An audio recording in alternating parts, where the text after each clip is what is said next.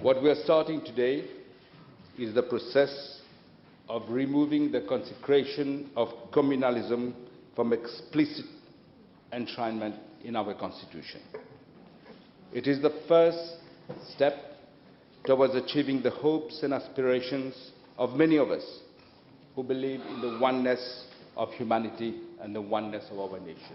Mr. Speaker, I have seconded the bill with great pleasure, and I congratulate the Honourable Prime Minister for his speech.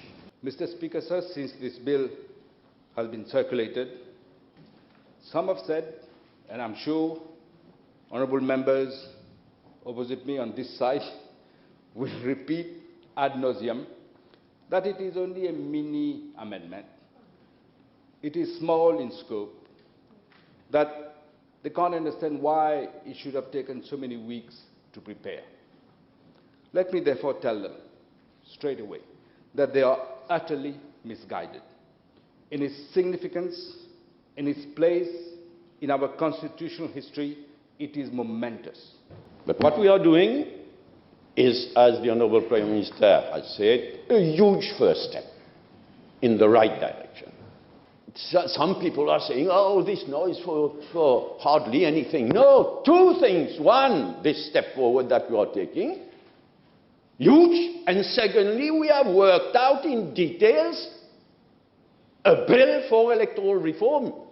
As I said, it's a huge acquis. But it is not just a matter of replacing Shawl by me in the first schedule, Mr. Speaker. And I give credit to the Honourable Leader of the Opposition and also to Mr. Ramastaren, who came up with the idea, why can't we see whether we cannot do this? And I'm proud that I came out with a suggestion that after some hesitation, the Honourable Prime Minister went along with. Not ideal, nothing in life is ideal, unfortunately. But I'm proud I found the mechanism through which we can break this nut. Dépasser le best user system sans créer de panique, d'angoisse dans certains milieux où cette panique, cette angoisse a existé dans le passé. In 1982, the government, of which the Honourable Leader of the Opposition was the leading member, decided to do away with the mandatory collection of data about a citizens' community in the population census, which is carried out every 10 years. I must say, Mr. Speaker, sir, this was a far-sighted decision. I heard the Honourable Prime Minister today saying repeatedly that today we are taking the first step. Later on, he said what I'm going to say, the second step today.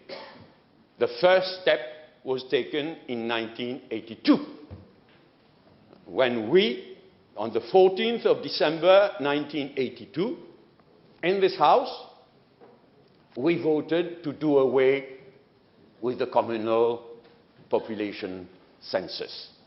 At a time when the two leaders, I must say, of the main political parties, have agreed on a way forward toward nation building, history will record that there were those who did exactly the opposite and trying to find reasons for it. And we can find 100 reasons for one thing. But the people of this country, our younger generation, will never forgive us if we fail here, Mr. Speaker. The idea of a referendum was rubbish by Sir Gaëtan Juval, and rightly so. The words used, and je parle la guerre comme on parle là, hein? Mr. Speaker, the words used by the Honourable Prime Minister to say that this is not the time for a referendum were very gentle. But this bill, Mr. Speaker, sir, is the beginning of the end of institutional communalism in the highest law of our land. It is time that we remove even the shadow of communalism from the highest law of our land. So now that this electoral reform bill will be in the present form or amended form will be before us after the elections, now it will be up to us each one separately, all together, some together. We'll see what we put in our electoral manifestos.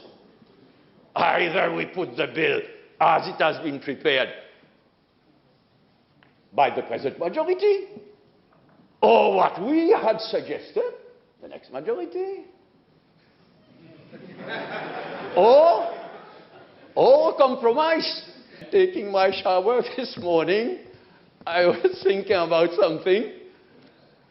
What the MMM will do will depend, amongst other things, whether the perspective is for another 60-0 or not. Because if the perspective is for another 60-0 day rapport, then I will be the first one to say no one has to declare his community. So let's wait. We have time before us. Let's wait. And both the Labour Party and the MMM will say exactly where we stand, Mr. Speaker.